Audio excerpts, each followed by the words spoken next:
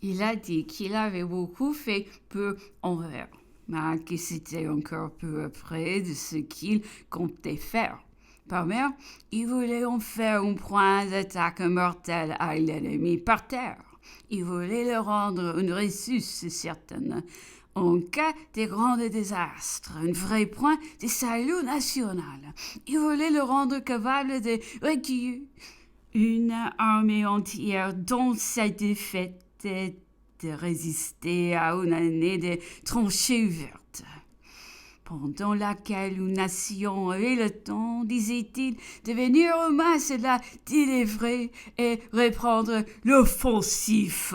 5 à 6 places de la sorte, ajoutait-il, étayant d'ailleurs le système de défense nouveau qu'il avait le projet d'introduire à l'avenir.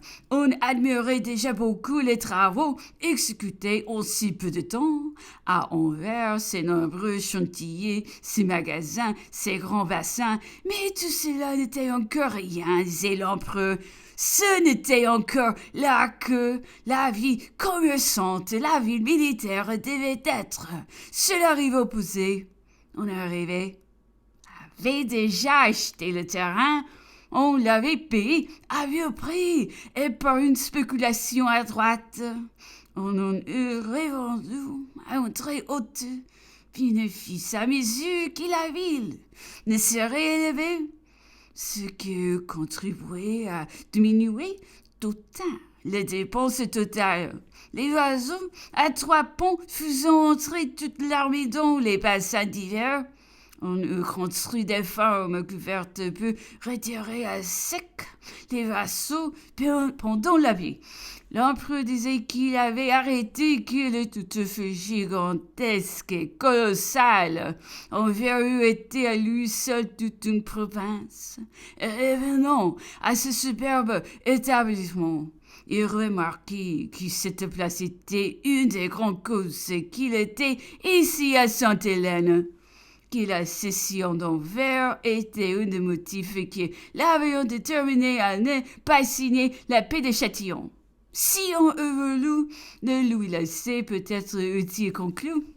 Et il se demandait s'il n'avait pas eu tort de se refuser à signer l'ultimatum.